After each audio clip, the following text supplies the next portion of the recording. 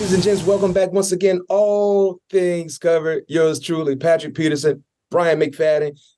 Good show for you guys. I hope you're ready. I hope you're ready to buckle up and enjoy this ride. On this show, we will be recapping the big-time divisional win against the Cincinnati Bengals. Our very own Patrick Peterson has a lot to say about that ball game, and I have a lot to say as well. So you got to stay tuned and hear exactly our sentiments about what we witnessed this past Sunday there in the jungle, as they say. And an early look ahead for next week's matchup against Pat P's former team. The Arizona Cardinals will be traveling to Pittsburgh. Yes, the Steelers will be back at the crib taking on the Arizona Cardinals. So we got to exactly hear Pat's thoughts and vibes facing his old team, the team that drafted him into the National Football League, to see if there's any extra fire still left in that engine.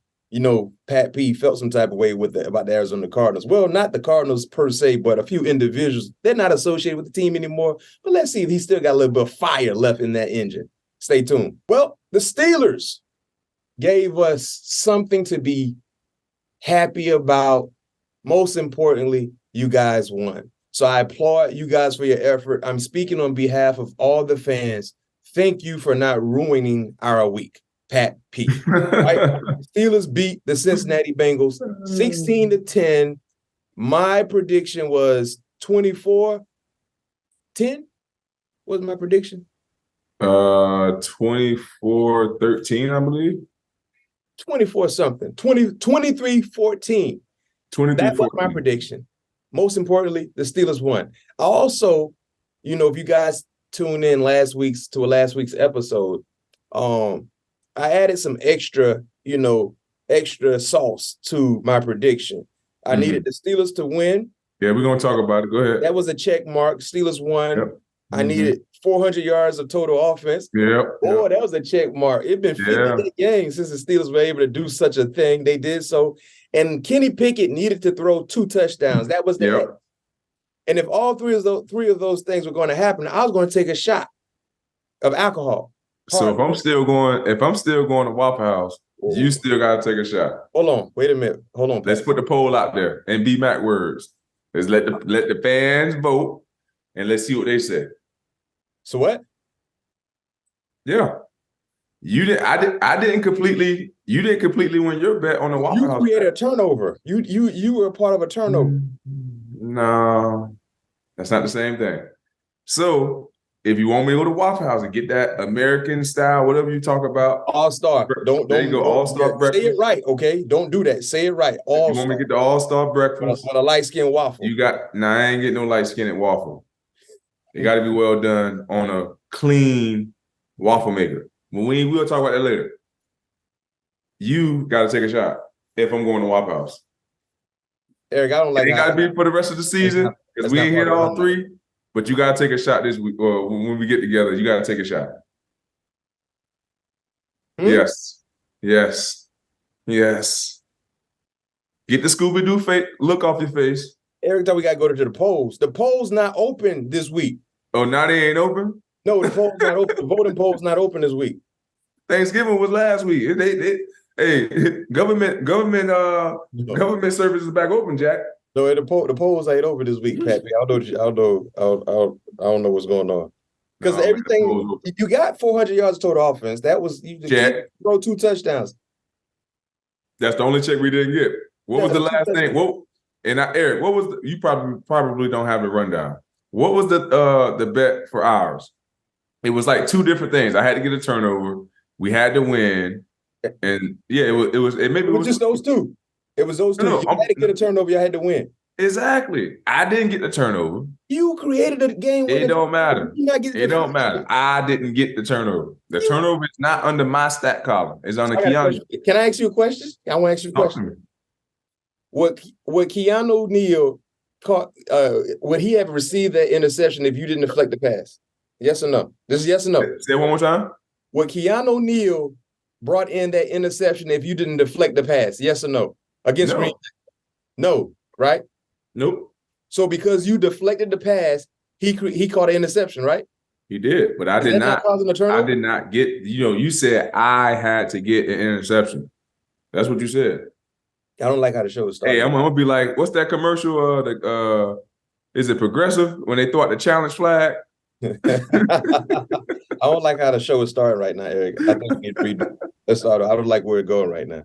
Let's go to the polls. Do you believe I should take a shot just because there were only 2 successful things that hit? Steelers won, and we got 400 yards of total offense. Kenny didn't throw 2 touchdowns. That's Kenny. Man, that's the same thing, man. I did not get the interception, which was the bet, and we did get the interception. So you want one of the 2, and I want 2 of the 3. You definitely should take one because I got 3 of the 3, 2 of the 3 out of the 3 things you predicted. Well, we go to the polls. Eric, let's go to the polls. Let the fans decide if that's going to happen or not. Yes. And if it happens, yes, I decide what I take. Can I pick? No. Pick. No. What? It got to be tequila. What? Got to be tequila. Why? I don't know which one I want to give you just yet. No, because you drink that foreign liquor that you. No, man, it's gonna be nice and smooth for you. I might have some. Taste like no rubbing alcohol. I don't need my blood. I don't need my blood boiling. I don't need nothing to have my blood boiling. I don't want my your blood ain't gonna boil. It's gonna be boiling. It's gonna be boiling. No.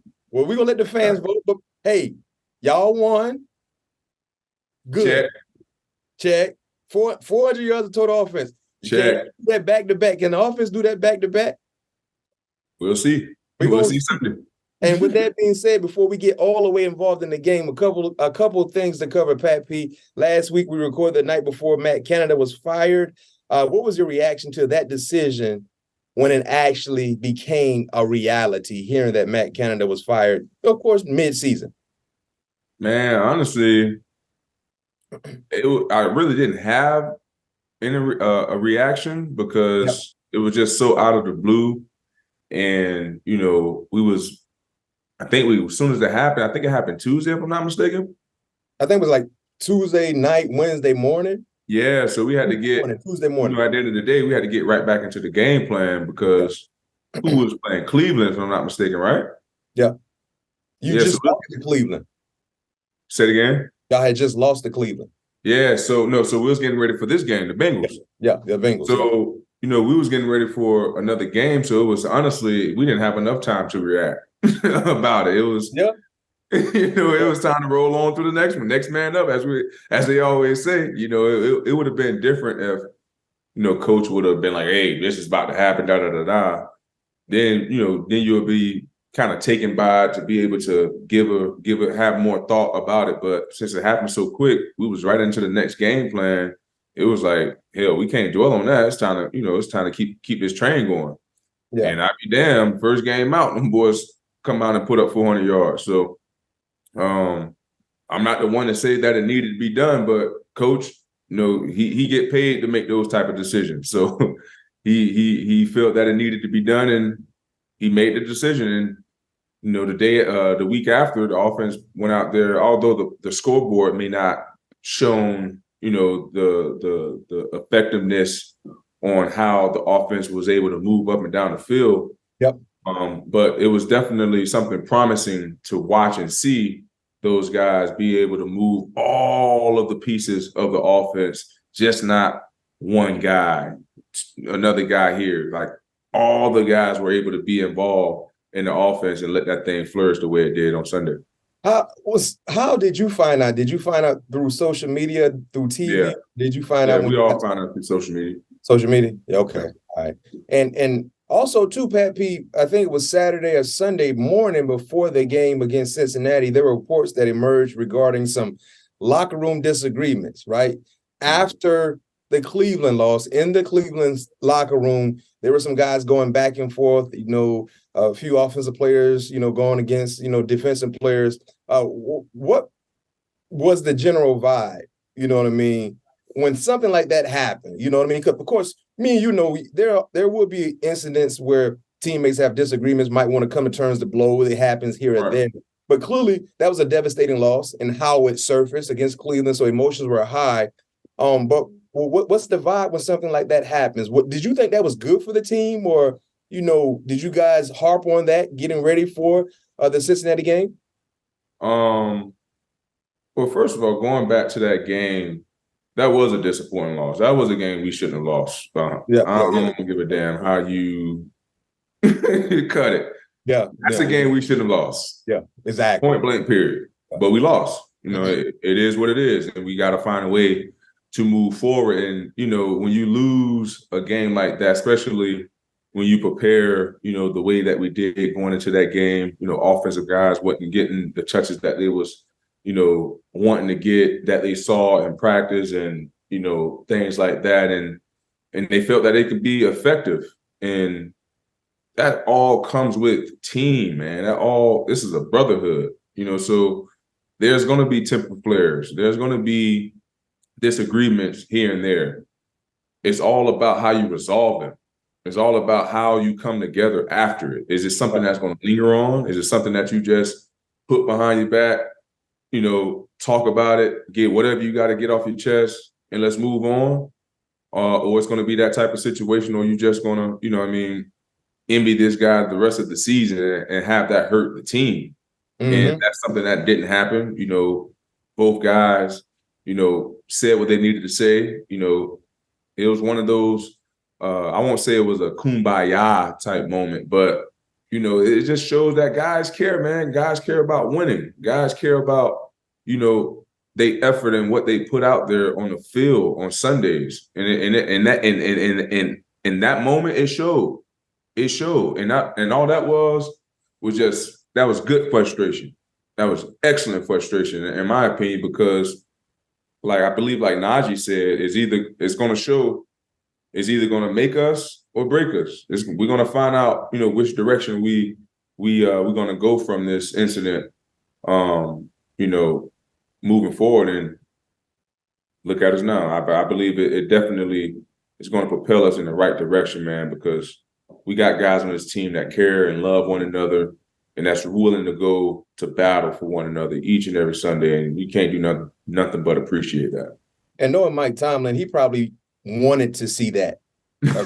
Knowing him, he probably wanted to see, I want to see some emotion. Be angry that you guys lost.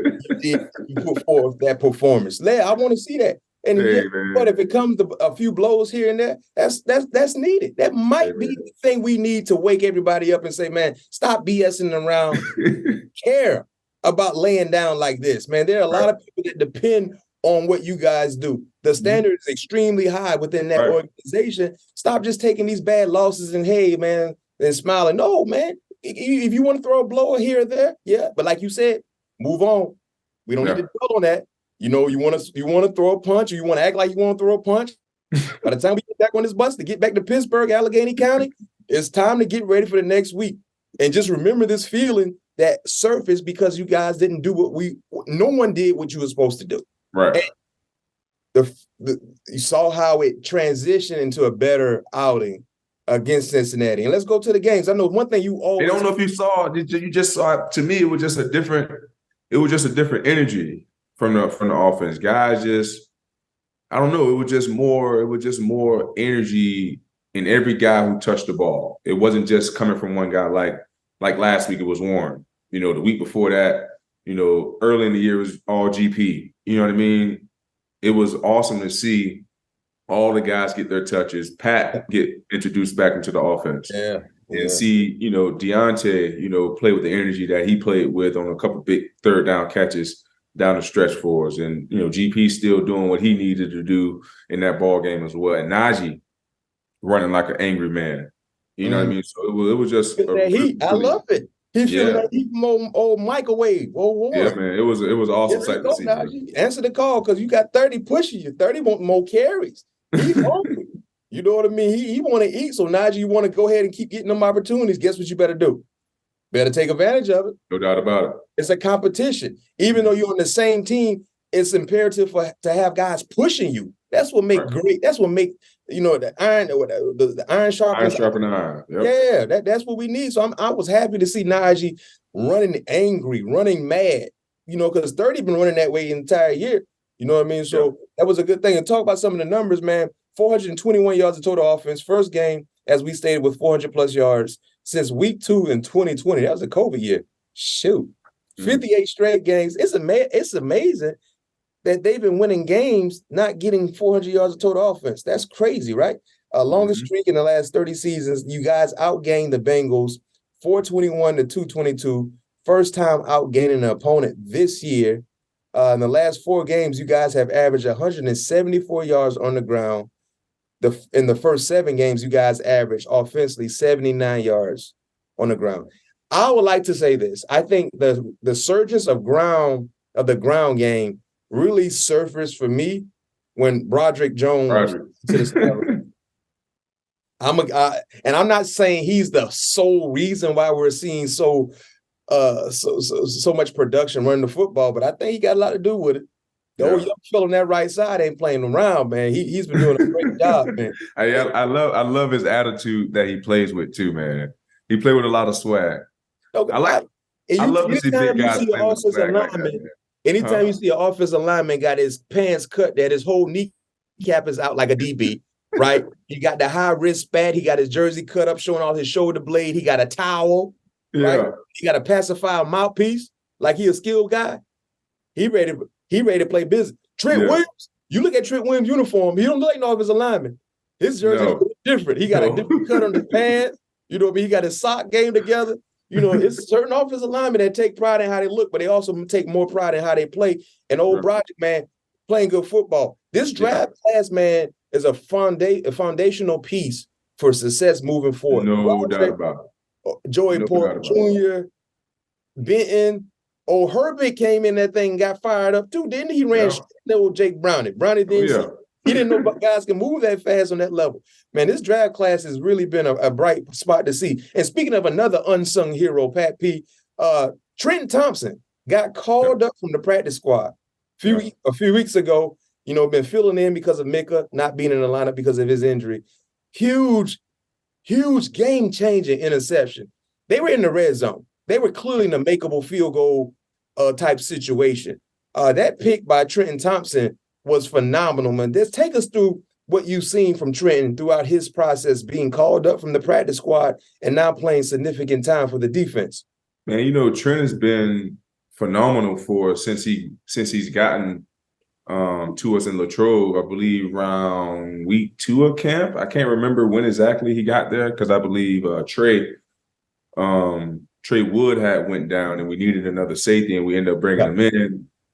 He's a very, very physical guy. Coach had to whoa him a bunch of times in camp because he wanted to hit anything that was moving.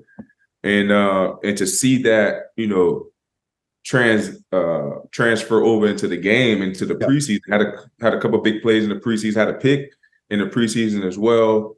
And to see, you know, his confidence level continue to grow, it just gave the coaches staff confidence for when his number was called, that they'll be safe and confident that he'll go out there and produce for us as he did throughout the preseason. So it was just about time, you know, not about time. It was just, you know, a matter of time that his number was called for him to go out there and showcase his talents, man, because a great tackler, great open field tackler, got great ball skills. And like I said, really now getting comfortable in that communication role of getting guys lined up, check ball situations and things like that. So he's definitely starting to grow into his own. Oh, no question. That buzzing to the flats. Of course, that was the wrong read by Jake Brown. He tried to hit that stop. We had the rookie head spinning a little bit, man. As y'all should. That's how it's supposed to be. I was just more fascinated with the catch because, you know, most DBs would drop that. You know what I mean? Yeah. Where he positioned the ball. But that play right there, Pat P, because at that time, I think you guys were down 7-3 or 10. Yeah, it was 7-3. It was 7-3, right? Mm-hmm. And they had opportunity to, worst case scenario, to put 3 points on the scoreboard. Right. And he took points away. That kind of jump started that come from behind victory in the second half, and the rest is history. So shots out to Trenton, man, playing good football, doing his thing. You know, one thing about you, you know, you've been around the game for such a long time. You pride yourself on having a high intellect, football IQ. On that late onside kick, you immediately recognized that the clock should have been running. A lot of people didn't pay attention to that. That might have felt like it wasn't a big deal, but it was a big deal. Yeah, that was a big deal. Yeah, and it should have been running and taking it under the 2-minute warning. We know, like you said, you have a lot. I said you have a lot of experience, but how did that game awareness develop for you in that situation? Because that's an onside kick situation. You know what I mean? It's not like being on the defensive side, but being where you were on the football field and understanding the time situation. Yeah, man. Just obviously being in the league for very, very 13 years now, being a fan of the game for all my life, having the opportunity to watch it, on television growing up, and just always paying attention to situational football, understanding, how many timeouts you have, how much time is on the clock, how much time it actually takes to run a play. Things like that. What happens if you get a penalty under 2 minutes, under a minute? You know what I mean? Just things like that. So I always want to be up on the rules and certain situations that can happen in the game, so you can just be on top of it. But I knew it was 2:04. As soon as the ball is touched, the clock should be running. First of all, we had clock issues the entire game. The scoreboard went out. They had to run. They had to run the freaking game clock on the field like we was in Little League, man. Pop one. Wow. Yeah. So that was an issue from the jump. Good thing y'all wasn't playing in New England. Huh? That's a good thing y'all wasn't playing in New England. Right. So then we get the ball. We catch the ball. I think, who was it? Deontay, I believe, caught the onside kick. He catches the ball. Now he's in bounds for at least another 6 seconds.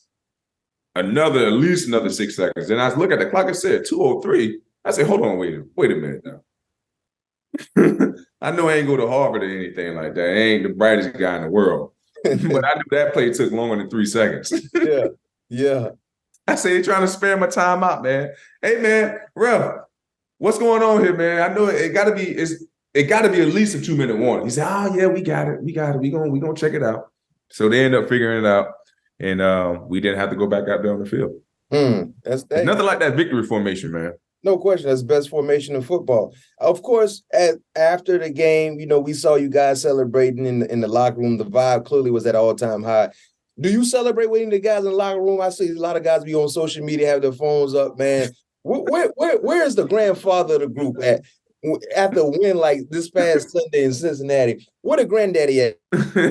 So what now? I don't celebrate and do all the dancing around and things like that. I go around dapping up the guys in the secondary for sure. Of course, telling the guys good game, asking how they come out of the game. Highlight the defensive back coach. You out here acting like a coach.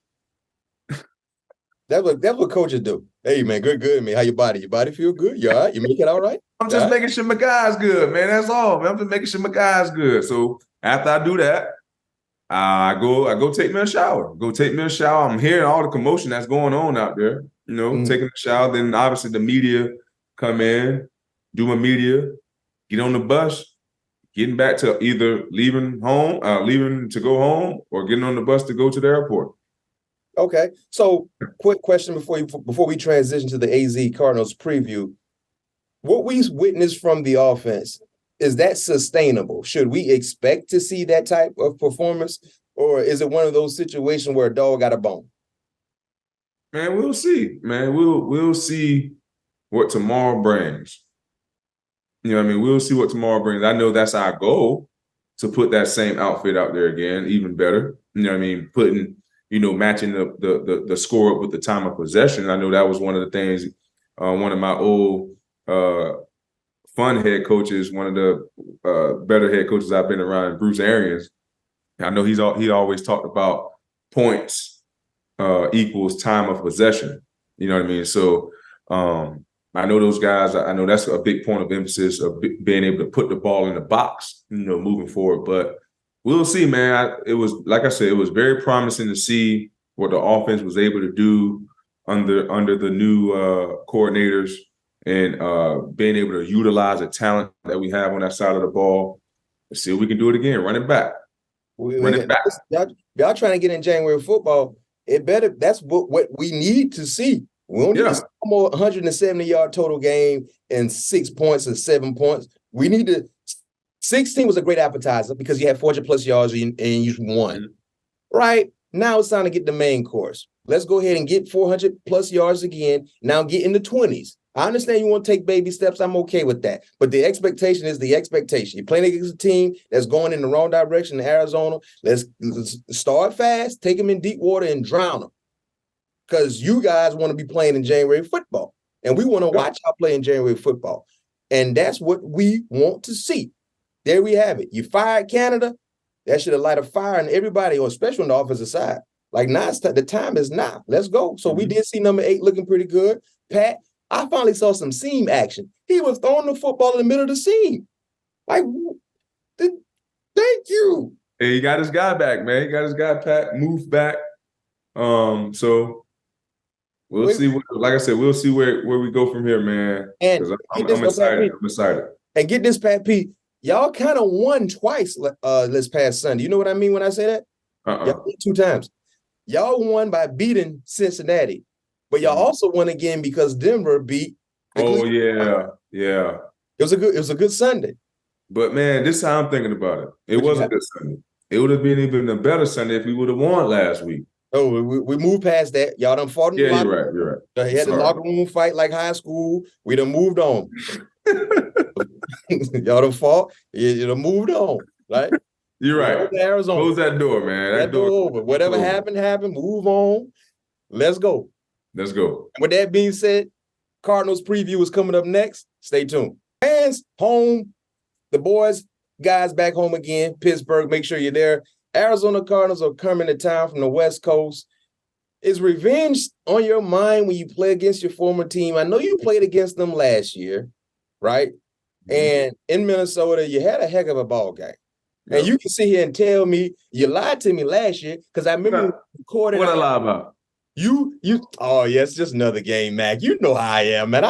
You've been in this league as long as I have, Mac. You know, man, it's just another game. I want to go out. How did I lie to you? Hold on, let me finish. I just want to go out here and do what I be doing all the time, Mac. But then when I watched the game, I saw a different 7 out there talking trash, cussing people out. I don't know if you were mic'd up. You cussed out Cliff Kingsbury for no reason. I mean, you were just talking trash to D-Hop and everybody. So I said, well, why he lied to me for no reason? I was a freak lie. I ain't even asked for that lie. Oh, was it? Yeah, this is just a different game, Mac. You know, you've been in the leagues like this, man. You know, you're professional. So I'm going to ask you again, and don't you lie to me. Is there any kind of revenge on your mind? Because, you know, they told you wasn't good enough, so they didn't even want to bring you back. No, man, this is not a revenge game. Okay. Right. I promise you, this is not a revenge. Was last year a revenge game? Yeah, it was. So why you lied to me then? Because I ain't want nobody being. I got it. Oh yeah, because they'll take it and run with it. Yeah. There's a lot of people out there in Arizona still mad at you for whatever reason. So you're right. Yeah. Oh, so you played the game, old Matt. Yeah. Okay. All right. Got you. But no, this is not a revenge, man, because the people who I had, you know, the main person at least who I had a vendetta with, he's not there anymore. So I'm over it. Okay. But I do want to ball hard though. I want to. Yeah, because they told you weren't good enough. Yeah. You were old. 3 years ago, they said you were old and you weren't good enough. So, do anybody got number 21 out there? I don't even know, Mac. To be honest with you, there is a guy got number 21. It is a DB. Huh? I think there is someone who got 21. I remember seeing a number 21 out there in the secondary. I couldn't tell you, Mac. Yeah. You still got some teammates that you played with there. Buda Baker is there. Garrett Williams from Syracuse. He's rocking number 21. He plays in the secondary, if I'm not mistaken. So some of your former teammates are still there. Have you communicated with Kyler since that online back and forth over a year ago before his injury? No. Yeah. Will you say what's up to him Sunday? Yeah. Yeah. You should. Y'all should take a picture. Come together, you know, some of y'all teammates take a picture. And we ain't taking no damn picture now.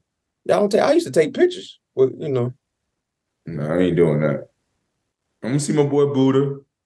Who else is out there? I know Buddha. DJ Humphrey. Zaven Collins. Did you play with him? Oh yeah, actually, crazy man. I went out to dinner with that dude right before right when they drafted him, or right before they drafted him, I believe. Mm-hmm. Like in February or March or something like that. When all the guys come in on their visitors and visiting all that stuff. Yeah. Yeah, I went to Ocean 44 with that young fella. Me, him, and who was the linebackers coach at that time? Ocean 44, that's a nice little spot to eat. Yeah, I can't think who was the linebackers coach at the time. But yeah. So Zay, Buddha, my guy though. Yeah, I definitely highlight my boy Buddha for sure. I'm trying to think of the turnover. Like anybody else there? Any of the wide receivers run? Was Connor there when you were there? Connor came from Pittsburgh, man. Connor was playing with Pittsburgh when I was in Arizona. Wow. So that turnover of the roster is like, yes, Kevin Beecham. Oh, he's still there? Yeah, I didn't know Kevin was still there. Yeah. I played with Kevin. Yeah. I mean, this is a team, like, since, getting Kyler Murray back, he provides stability at the quarterback position, but, he's still trying to figure things out. Didn't have a good outing against the Rams. Sean McVay always has success against the Cardinals and Matthew Stafford. He owned the Cardinals. I don't give a damn who the coach is. Yeah, it doesn't matter. But, when you're playing against a dynamic player at the quarterback position, like Kyler Murray, what is it that your defense need to do? You know what I mean? To not allow Kyler Murray to get out and have success. Well, we got two of the best guys in the league that's good at that, of keeping quarterbacks in the pocket, making their day very long and miserable. So I'm not worried about, those guys collapsing the pocket and making Kyler very antsy. It's just going to be on us on the back end, because we know they're gonna want to throw the ball at least 30, 40 times because they don't have a real solid, efficient run attack. So we know well, at least that's what I'm expecting. I haven't seen the game plan or anything like that thus far, but just being able to confuse them. I just know with me being there, one of his weaknesses is, keeping him in the pocket, trying to make him a pocket passer. That's when you're able to have success for him because, God didn't give him the height to see over the offensive lineman and see the coverages and things like that. So I think that's going to be our biggest challenge, being able to keep him in that pocket and being able to disguise different coverages on the back end. Yes, sir. Well, it's prediction time.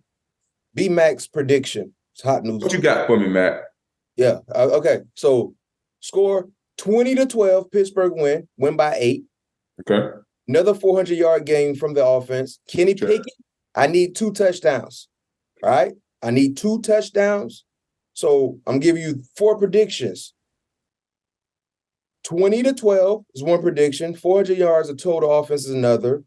Kenny Pickett throws 2 touchdowns, a minimum of 2 touchdowns. And the 4th prediction is the defense will have 3 sacks and 2 turnovers. 3 sacks, minimum, 2 turnovers, minimum. That's it. That's 4 great things that will happen for Pittsburgh that will prevail in another big win for the Steelers as they get closer to trying to march into postseason play. There we have it. I like it, Matt. I like it. There we go. 2 turnovers. Hey, but you're still taking that shot, though. I already know what the fans going to say. No, we leaving that to if the polls is open. I thought the polls were closed for the rest of the year. If they open, we figure out what they gonna say. We're gonna see. I know what the fans gonna say. Get ready. I got something for you. Pat P, before we let you go, man, The Athletic put out a player poll in which they polled 85 players, right? Mm-hmm. And they asked them different questions. And I guess we don't know exactly the players that they asked. It was done anonymously. So what I'm going to do is I'm going to ask you some of the same question they asked as well to kind of get your answer, right? For you, today as we see it, best player in the game today is who?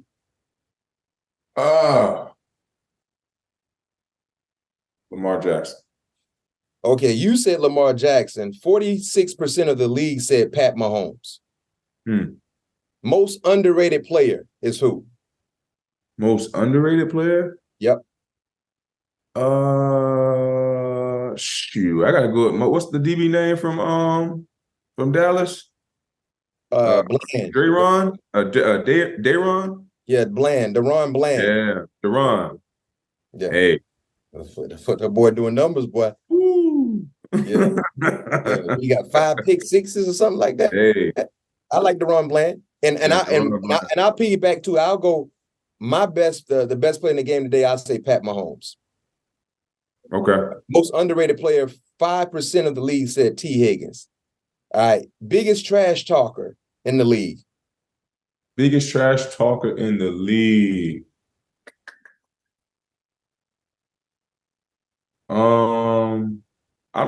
I see they got Sauce on here. I don't really. No, they got Chauncey Gardner-Johnson.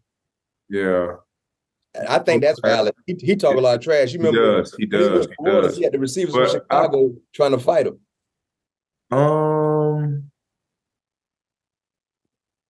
Man, that's a tough one. That's a tough one. I can't put a real finger on it right now. But I go with Trent Williams. Okay. All right. I go with Trent Williams. Which current coach other than your own you would want to play for? Pete Carroll. Okay, you would say Pete Carroll. You say Pete Carroll. I'll go with probably Mike McDaniel. Mike McDaniel? Yeah, Mike McDaniel's interesting.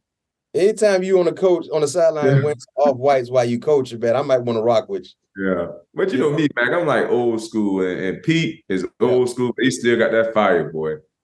Who Kyle Shanahan's another good one too, though. Yeah. Kyle is a good one too.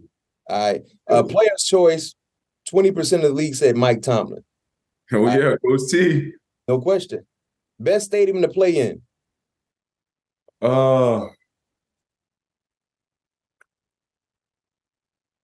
For me, I like I don't know if it's still called CenturyLink, but Seattle. Seahawks. Yeah. All right. Majority of the league, 17% said Arrowhead. And I guess because of the atmosphere, it's not like they got brand new facilities. Right. Worst stadium to play in. Hey man, it's a couple of bad stadiums out there. And I'm probably gonna have to go with Washington. Okay. The popular choice from the players was MetLife. Yeah, because they don't like the turf. Yeah, they done took a lot of Achilles and a lot of ACLs. They don't like the turf, but the locker room and all that stuff is nice. Yeah. I'm surprised you didn't say Allegiant Stadium. What's the name of the stadium out there in Vegas? Is it Allegiance? Allegiance, or something like that. Yeah, it's Allegiance. You didn't like that stadium? It was cool. It was cool. It was just like we took over that stadium, and it was good. But like going to Seattle, like the 12th man is real. I don't know if you ever played there before, Matt. Yeah, I played there 1 year. Yeah, and they probably wasn't as good as they were when Pete Carroll was there, right? What year you played? Yeah, I played there with Pete. Oh yeah, you was with the Cardinals. Yeah. So that thing definitely picks up. And then, like you said the atmosphere, man. You could have 4 different seasons in one game up there. It'll rain, it'll stop, it'll be sunny. The next thing you know, the mist will roll through. Then it's cold as it's all out, get out. Next thing you know, by the time the game is over with, you know what I mean? You get 4 different seasons in one game. And like I said, they DJ, whoever they DJ is. Yeah. He don't be playing that mainstream stuff. He be playing the underground tracks, like the tracks that you get from the Bay. You know, the ones you hearing. You know, rolling through the hood that you hear them type of tracks. He ain't playing the mainstream tracks like all the stuff you hear on the radio. Now he playing what the players want to hear. The DJ is important. That's very, very important. No doubt about it. Yeah. But that was a good little poll for Pat P. As you know, it's a big week once again. We're going to let you get yourself together for this upcoming revenge game. Oh, I'm sorry, you said it wasn't a revenge game. My bad. It's not a revenge game. It's just I promise you that. I promise you. I promise you that this time. I believe you. I believe you this time. I believe you. I didn't believe you a year ago. I believe you this time. All right.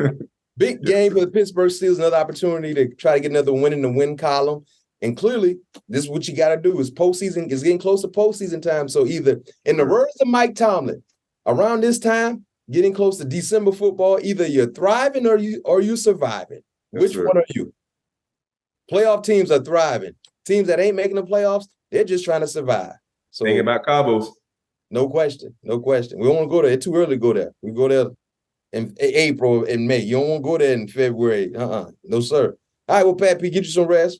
We see you on the field on Sunday. Yes, sir.